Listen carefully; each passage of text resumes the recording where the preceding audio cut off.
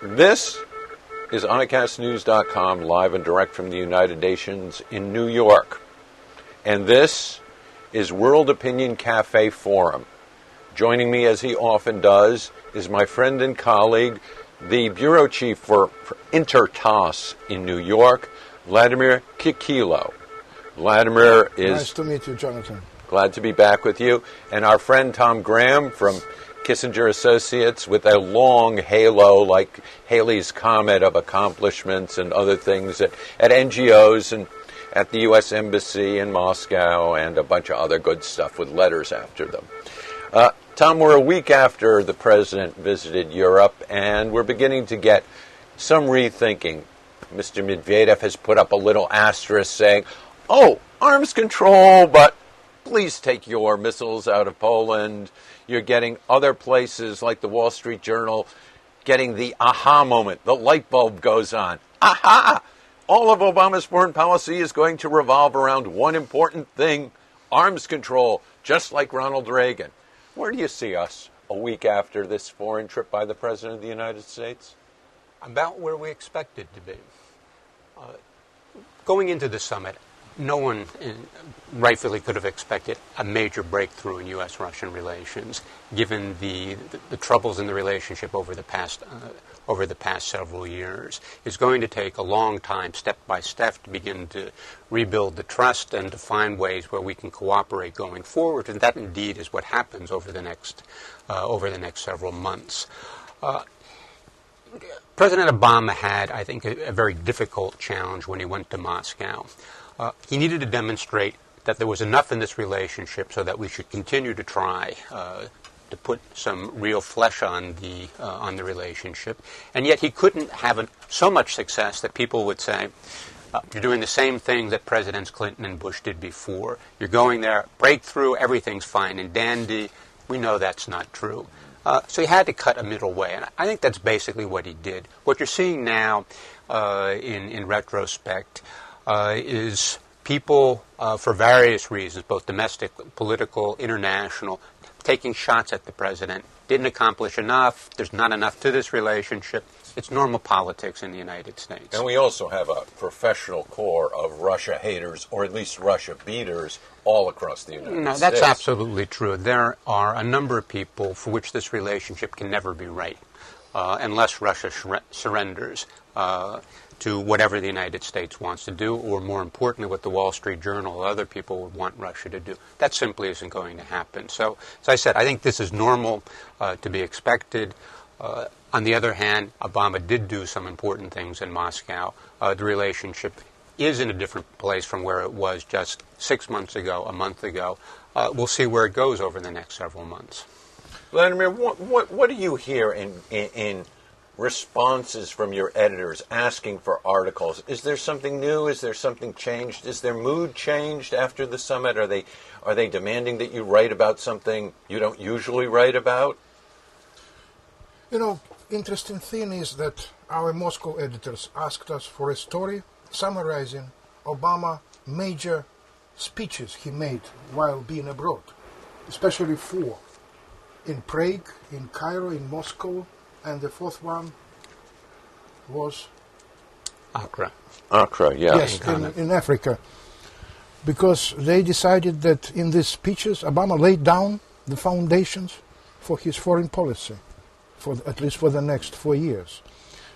And my Washington colleague, Andrei Sitov, he wrote a nice commentary on this issue.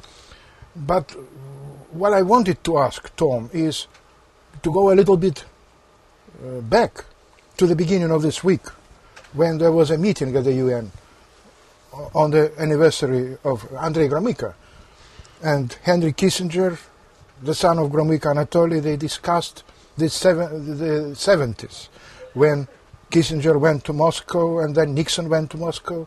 They reached SALT I agreement, ABM agreement. Don't you see that there could be some parallels between the 70s of the 20th century and the beginning of the Obama administration term? I mean, in terms of we are starting again from the scratch or not? Well, look, certainly we're not starting from scratch, and this isn't the 1970s. The world has changed dramatically over the past 40 years. We face a whole host of different challenges, from proliferation of weapons of mass destruction, much more of a threat now than it was 40 years ago, extremists around the globe, energy security, climate change, regional conflicts that are in a different context now from 40 years ago. Arms control has always been part of the U.S.-Russian agenda, and it will continue to be because we are the two major nuclear powers. And we both have a responsibility to bring those numbers down in order to demonstrate our commitment to non-proliferation in way of setting an example for those countries that might even be thinking about developing nuclear weapons. And we're at much lower levels than we were in the 1970s. But you have to remember, in Moscow, we also agreed on Afghanistan.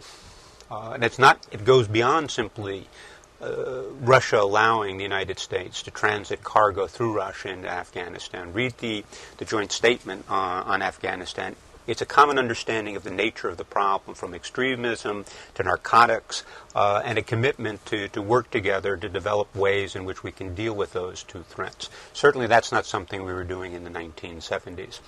So I take exception to those who say that this is simply the U.S.-Soviet Union redux, that this relationship hasn't changed in significant ways. I think that's a misassessment of where we are and where we're going. And of course, on the side of that Afghan agreement, unstated but there, is a notion we're going to draw on some of the expertise that some of the special forces still have based on what they learned, not even in Afghanistan, but fighting different units of the Mujahideen in Dagestan and in Chechnya. And our understanding right now is that while there's an element of stability in Chechnya, that Dagestan is teetering again on an edge. And so that the Kremlin is particularly sensitive, but they also, in this ongoing army reform that they're instituting or trying to institute, there are a lot of very experienced men who, let's not be nice about it, are stone-cold killers who can be of service to us in various places in Afghanistan. And I think without saying it, we're going to begin to use some of them. I don't know if you've gotten any sense of that or not. Look, I think you're absolutely right. There are a couple of things here. First, we will be exchanging intelligence in Afghanistan. This is something that we did in the initial Afghan campaign right after 9/11. It died out because of the deterioration in the relationship in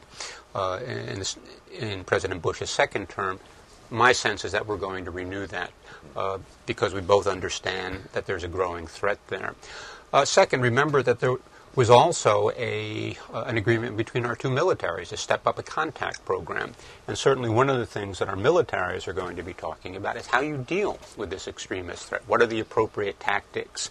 How do you use intelligence in order to deal with that? Something that we worked on before, but which needs a lot more work, is how do you defend against these improvised explosive devices that are killing dozens, if not hundreds, of troops in Afghanistan and did in Iraq much earlier, a problem that they will have in the North Caucasus and have had in the North Caucasus.